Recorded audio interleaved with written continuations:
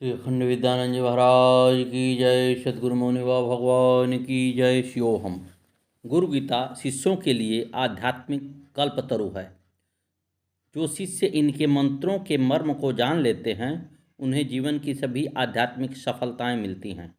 इस सत्य को वे सभी अपनी अनुभूति बना सकते हैं जिनके अंतस्थ में शिष्यत्व की सजल संवेदना प्रवाहित है। शिष्यत्व उर्वरक कृषि भूमि है और आध्यात्मिकता बीज, जिसे गुरु कृपा सद्गुरु न केवल अपने शिष्यों के अंतःकरण में बोते हैं बल्कि इसके अंकुरण के लिए उपयोगी खाद पानी भी जुटाते हैं। सद्गुरु तो सदा होते ही हैं, भाव संवेदनाओं की साकार मूर्ति। उन्हें तो हमेशा कृपा करना आता है, पर इसके लिए सत्यपात्र भी तो हो। सुशिष्य ही सत्यपात्र होते हैं। उनकी अंतर्भूमि ही आध्यात्मिक बीजों के लिए उर्वरक व उपयोगी होती है। यह उपयोगिता व उत्कृष्टता तब और सघन हो जाती है जब उन्हें गुरु गीता की सघन आध्यात्मिक छाँव प्राप्त हो। सद्गुरुदेव भगवान की जय। पूर्वोक्त मंत्रों में भगवान भोलेनाथ ने शिष्यों को चेताया है कि वे कभी भी किसी भी अवस्था में सद्गुरु की अवहेलना न करें। परिस्थितियां कुछ भी हों, पर वे अपने सद्गुरु के प्रति न केवल शिष्ट, शालीन व विनम्र रहें बल्कि भक्तिपूर्ण भी हों। गुरुदेव के हर कार्य का विशिष्ट अर्थ होता है, फिर यह कार्य ऊपरी तौर पर देखने से कितना ही निरर्थक क्यों न लग रहा हो। गुरु की अवहेलना करने वाला बुद्धिमान होने पर भी ब्रह्म राक्षस की तरह विक्षिप्त होता है। विश्व के सभी आध्यात्मिक शक्तियों के रुष्ट होने पर सद्गुरु त्राण कर लेते हैं, परंतु गुरुदेव के रुष्ट होने पर कोई त्राणदाता नहीं मिलता। भगवान महेश्वर इस कथा को अगले प्रकरण में कहते हैं। मंत्रराजमिदं देवी गुरुरित्यक्षरद्वयं स्मृति वेदार्थवाक्येन गुरु साक्षा परम तपम पदम। सद्गुरुदेव भगवान की जय। श्रुति स्मृति अभिज्ञाय केवलं गुरुसेवकां ते वं सन्यासिनः प्रोक्तां इतरे वेद वेखधारिणः नित्यं ब्रह्म निराकारं निर्गुणं बोधयेत् परं सर्वब्रह्म निराभासं दीपो दीपान्तरं यथा गुरो कृपा प्रसादेन आत्मा राम निरीक्षयेत् अनेन गुरुमार्गेण स्वाम्य ज्ञानं प्रवर्तते। गुरु ये दो अक्षर अपने में महामंत्र है। यह महामंत्र सभी मंत्रों का राजा है। सभी स्मृतियाँ वेद वाक्यों का मर्म यही है कि गुरु ही स्वयं परम पद हैं। जो शिष्य अपने गुरुदेव की सेवा में तल्लीन हैं वे भले ही श्रुतियाँ व स्मृतियों को न जानते हों, पर वे हैं सच्चे सन्यासी। इसके विपरीत जो गुरु सेवा से विमुख हैं वो भले ही सन्यासी का वेश धारण किए हों, पर केवल निर्वेशधारी हैं। उनमें कोई आध्यात्मिक तत्व नहीं है। नित्य निराकार निर्गुण ब्रह्म का बोध केवल गुरु कृपा से मिलता है। जिस तरह दीप से दीप जलता है, उसी तरह से गुरुदेव शिष्य के अंतस्थ में ब्रह्म ज्ञान की ज्योति जलाते हैं। शिष्य को चाहिए कि वह अपनी सद्गुरु कृपा की छाँव में आत्म तत्व का चिंतन करे। ऐसा करते रहने पर गुरुदेव के द्वारा दिखाए गए मार्ग स्वतः आत्मज्ञान हो जाएगा। भगवान शूलपाणि के इस बोध वचनों में ऐसा अलौकिक प्रकरण है जो शिष्यों के आध्यात्मिक पथ को प्रशस्त कर देता है। शिष्य के लिए गुरु सेवा साधना है। गुरु सेवा का अर्थ गुरुदेव जो भी कहें, जैसा भी कहें, काम सौंपे वैसा ही करना। कई बार गुरुदेव द्वारा कहे गए कार्य को बड़ी सांस्कारिक, लौकिक एवं सामाजिक रीति से आंकते हैं और ऐसा करते हुए वे भूल जाते हैं कि गुरुदेव तो संसार के सभी बातों से परे हैं। फिर भला वे सांसारिक कैसे हो सकते हैं? वे यदि शिष्य को कांटों भरी डगर से गुजारते हैं तो केवल इसलिए कि इससे उसका कल्याण हो। उनके द्वारा दिए गए प्रत्येक कष्ट में भविष्य के अनेकों सुखद एहसास समाये हुए हैं, पर इसे केवल वही समझ पाता है जिसके हृदय भक्ति को की भावनाओं से परा है। ऐसी भावनाएं जिनका चेतना में अंकुरित है वह जानता है गुरुदेव तो केवल अपनी ज्ञान ज्योति से शिष्य में ब्रह्म ज्ञान की परम ज्योति जला रहे हैं। इस संबंध में बड़ी प्यारी अनुभूति कथा है। यह कथा एक ऐसे शिष्य की है जिसके मन में तो उज्जवल विचार थे, पर उसके संस्कार बड़े दूषित थे। जो अनचाहे वह अनजाने अनेक वासनाओं से घिर जाता था। अनेक प्रयत्नों के बावजूद उसकी काम वासना शांत न होती थी। बड़ी दुखद स्थिति थी उसकी।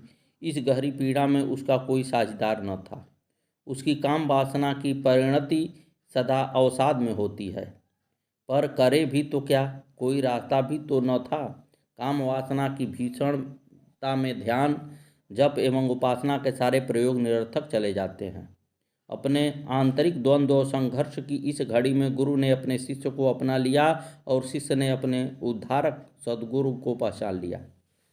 श्री मौनी बाबा भगवान की जय। विकल्प वासनाओं से घिरे शिष्य की यही एक चाह थी कि उसकी वासनाएं गिरे, उसका चित्त निर्मल हो। गुरुदेव ने उसे आश्वासन भी दिया और कहा कि वह अपने को आश्रम की साफ सफाई में लगा दे। ऊपर से साधारण दिखने वाले इस काम में शिष्य ने अपने को झोंक दिया। रात दिन उसका एक ही काम था, जो कहा गया उसे करना। अपमान तिरस्कारों की झड़ी शारीरिक एवं मानसिक परेशानियों से उसे डिगा न सकी। गुरुदेव को दिया गया वचन ही उसका जीवन था। ऐसा करते हुए उसकी किशोरावस्था कब प्रौढ़ावस्था में बदल गई पता ही नहीं चला। हालांकि उसे अपने जीवन की इस तरह बीत जाने का कोई दुख न था, परंतु एक पीड़ा अवश्य उसके मन में पालती थी। एक वेदना से अवश्य उसका मन विकल होता था, और वह वेदना थी वासनाओं के आकर्षण की। अभी तक उनका मन पूर्ण निर्मल न हो पाया था। अपनी इस वेदना को अपने अकेलेपन में जीता हुआ वह गुरु आज्ञा का पालन किया जा रहा था, पर कहीं गहरे छिपे दुख में वह लिपटा हुआ था। बार बार उसका आर्त स्वर बाबा सर्वानंद को पुकार लेता, जो अब अपनी स्थूल देह में नहीं थे। अरे यह क्या हुआ बाबा, मेरा अंतस्थ इतना कलुषित क्यों है? पुकार के स्वर निरंतर गहरे घने होते गए। पीड़ा बढ़ती गई। वह सघन पीड़ा ही उसकी प्रार्थना बन गई। अपने शिष्य की इस असह्य वेदना को भला कृपालु गुरुदेव कब तक सहन करते? एक दिन वह उसके ध्यान में प्रकट हो गए। बेचारा शिष्य बिलख बिलख कर रो पड़ा। अपने अंतस्थ से यही भाव फूटे, गुरुदेव आपने जैसा कहा मैंने वही किया, फिर भी मेरी यह दुर्दशा क्यों? उसकी भाव चेतना में उपस्थित बाबा सर्वानंद की सूक्ष्म चेतना स्पंदित हुई। वत्स, हम तुम्हारी पीड़ाओं से परिचित हैं। यह सच है कि तुम अभी पूर्ण परिष्कृत नहीं हो पाए हो, परंतु अपने परिष्कार की राह पर गतिशील हो। तुम्हारे इस वर्तमान जीवन और शरीर की कुछ सीमाएं हैं। तुम्हें यह जीवन एवं शरीर तुम्हारे विगत दुष्कर्मों के प्रायश्चित के लिए ही मिला है, और वही हो रहा है। प्रत्येक घड़ी प्रत्येक पल में विभिन्न परिस्थितियों के द्वारा तुम्हारे चित्त को निर्मल बना रहा हूँ। तुम्हारा सूक्ष्म शरीर भी जागृत होकर परिपक्व होने की दशा में है। इसके संपूर्ण विकास के साथ ही तुम्हारी स्थूल देह नष्ट हो जाएगी, क्योंकि इस देह से उच्च स्तरीय आध्यात्मिक साधनाएं संभव नहीं हैं। ध्यान रहे, जो देह प्रायश्चित कर लिए मिलता है वह आध्यात्मिक उच्च कक्षा के लिए योग्य नहीं होता। उच्चतम साधनाओं का क्रम तुम अपनी सूक्ष्म चेतना द्वारा पूरा करोगे। अगले जीवन में इसमें और भी विकास होगा।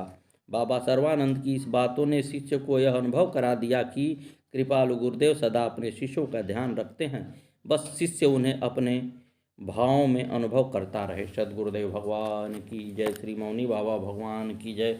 गुरुदेव की लीला सुने। मौड़ी आश्रम पर एक चमेली नाम की मरीज थी। वह रात को पेशाब के लिए उठी। नींद में उसने सोचा, सरकारों के आगे से निकल जाऊं, जल्दी निकल जाऊंगी।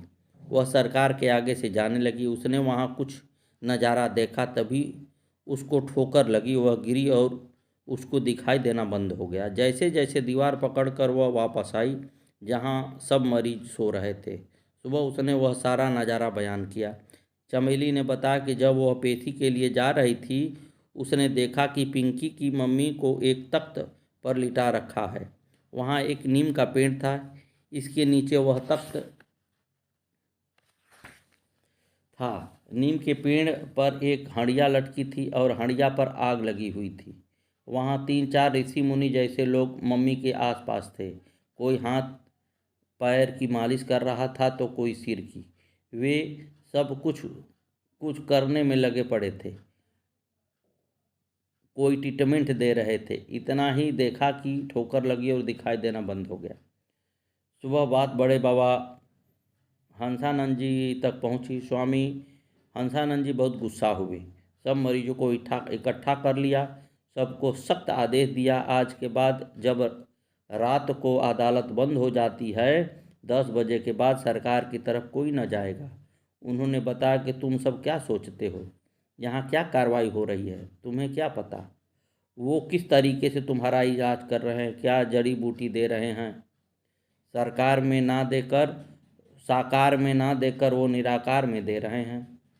उसमें हमें कोई हस्तक्षेप नहीं करना चाहिए, हम अनजान हैं, आगे से ये भूल कोई न करे। उन्होंने चमेली से कहा, सरकारों में जाओ, अपनी गलती मानो, कहो गलती से आ गए, अब न करेंगे ऐसा, क्षमा करो और हमें ठीक करो। बड़े साहब के कहे अनुसार उसने किया और उसकी आंख की रोशनी वापस आ गई।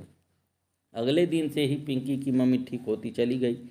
वे 2-3 दिन ही केवल सरकारों के यहाँ सोई।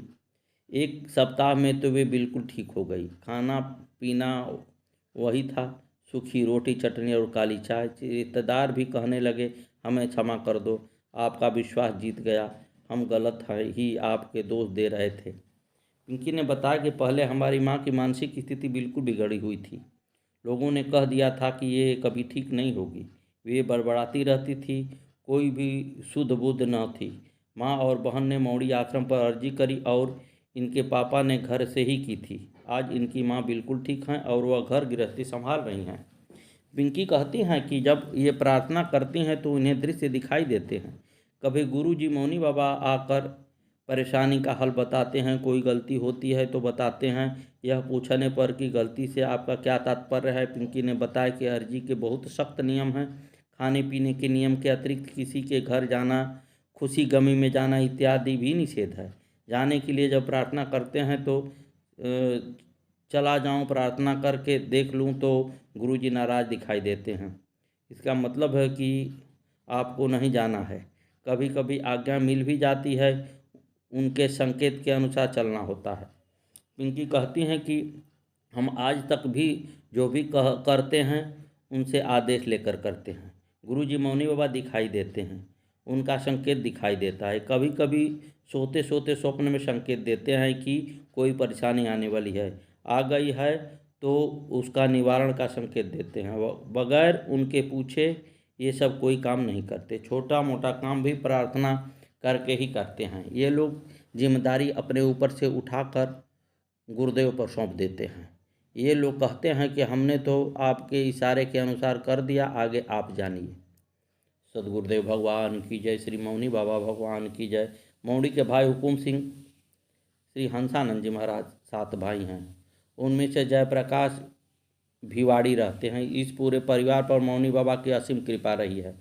सदगुरुदेव मौनी बाबा भगवान के साथ बिताए उन अनमोल समय को स्मरण करते हुए जयप्रकाश गुरु भगवान का गुणगान करते नहीं थकते। अपनी उन यादों को सभी भक्तों के साथ ये साझा करते हुए कहते हैं, एक बार ये गुरुजी मौनी बाबा से मिलने गए। ये बस से सड़क पर उतरकर अंदर गांव अधिकतर पैदल जाया करते थे। यदि किसी को साथ ले जाते तो उसे तो गुरुजी भगा देते और इन्हें धीरे से हाथ के इशारे से बुलाकर कहते, अरे अकेले आया कर। ये बैठ जाते, तब गुरुजी दया करके कहते, अरे तो बुला ले। तब ये अपने साथी को बुला कर लेते और फिर गुरुजी मौनी बाबा से खूब देर तक वार्तालाप करते। वे परिवार में सबके बारे में पूछा करते थे। एक बार इनका सारा परिवार गुरु भगवान के चरणों में बैठा हुआ था। वे बड़ी बेटी के लिए पूछने लगे कि इसका क्या नाम हो। ये बोले गुरुजी मोनिका है। फिर उन्होंने बेटे के लिए पूछा, इस गोपाली का नाम क्या है। इन्होंने बताया अद्भुत। गुरुजी ने फिर छोटी बेटी का नाम पूछा और इनका जयप्रकाश भाई बोले रचना। मोनिका अद्भुत रचना गुरुजी। मोनिका अद्भुत रचना। मौनी बाबा प्रसन्नतापूर्वक बोले, अरे मज़े से रही, और मुस्कुरा दिए। गुरु भगवान फिर बोले, अरे तो नाम ले हो। ये बोले, प्रभु दे रखा है। वे बोले, अरे तो फिर ले ली हो। उन्होंने दोबारा सबको अपने हाथों से लिख लिख कर दिया, अरे भजन करी। जब ये सब चलने लगे तो मौनी बाबा बोले, अपना भाव और भक्ति बनाए रखना, साईं वहीं आएंगे। भाई जयप्रकाश सिंह ने पूछा, प्रभु आप कब आओगे? इस पर वे बोले, अरे हम कभी आएंगे। ये वहाँ से चले आए। जब दोबारा गए तो उन्होंने पूछा, प्रभु आप आए नहीं? वो बोले, अरे अभी फाइल बन रही है, अभी टाइम लगेगा।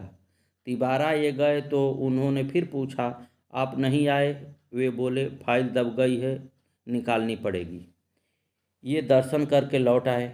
भाई जयप्रकाश कहते हैं कि मैं कभी प्रभु के पास इच्छा लेकर नहीं गया, एक दर्शन और एक भजन की इच्छा ही रही। प्रभु भक्ति दें और दर्शन होता रहे। जब प्रभु शरीर छोड़े तो 3 दिन पहले आभास दे दें कि शरीर छोड़ रहा हूँ, बस यही। सद्गुरुदेव भगवान की जय, श्री मौनी बाबा भगवान की जय। आगे की कथा।